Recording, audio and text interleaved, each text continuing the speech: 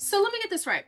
New York City is in an extreme budget deficit, as the mayor has stated, but he still finds a way to have billions to put towards new programs. Take a look at this real quick and then we're going to talk about it. New York City faces a budget crisis of a historic magnitude. We inherited a deficit larger than any since the Great Recession. Years of mismanagement and chronic underbudgeting, alongside a structural imbalance between what New York City sends to the state and what we receive in return, have taken a toll. We cannot close this deficit with savings alone. We need new revenue, and we need a structural reset in our relationship with the state. That is the only way to meet our legal obligation to pass a balanced budget, and to do so without imposing a financial burden onto the backs of working people. I'm glad to partner with Speaker Menon as we call upon Albany and deliver a balanced budget. Together, we are extending the executive budget deadline from this coming Friday until May 12th, because a crisis of this scale cannot be solved without state action. I want to be clear, we are not simply asking others to act. New York City is doing our part. We are committed to governing with the fiscal responsibility this moment demands. Yeah. So in simplest terms, you had to beg for some handouts because you kept promising shit that you could not deliver, knowing that the city was already in a budget deficit. Let me tell you something. Don't be stupid. These people who are running for office already know what kind of state their city is in before they run for mayor or before they take over. They're already looking into that stuff. You want to know why? Because they campaign on that shit so that you'll vote for them. So obviously he knew that New York City was in a budget deficit, but yet he kept preaching free buses, free this, free that.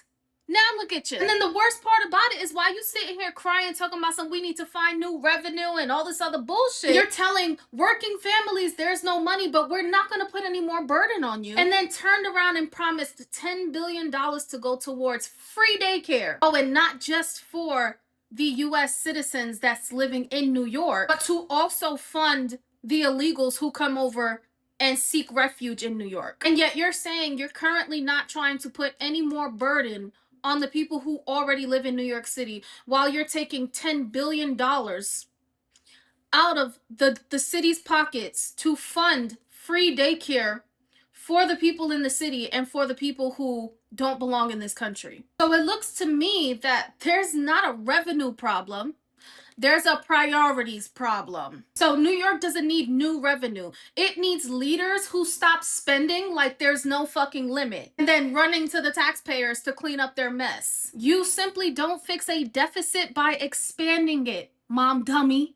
I mean, it's really sad to just witness New York go into shit.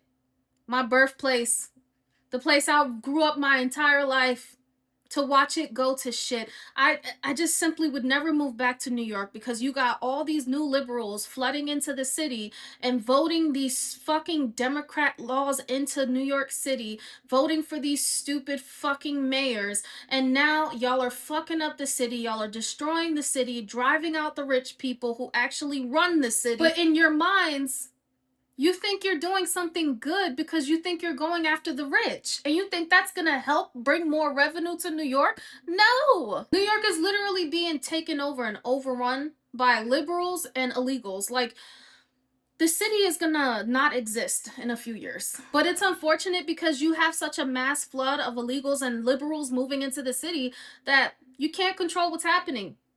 It's unfortunate. And it's crazy because I really be wanting to ask some of these liberals that talk about Trump all the fucking time that live in New York, but then voted for Mamdani. I be wanting to ask them the same question they be trying to ask us. So, are you getting what you voted for?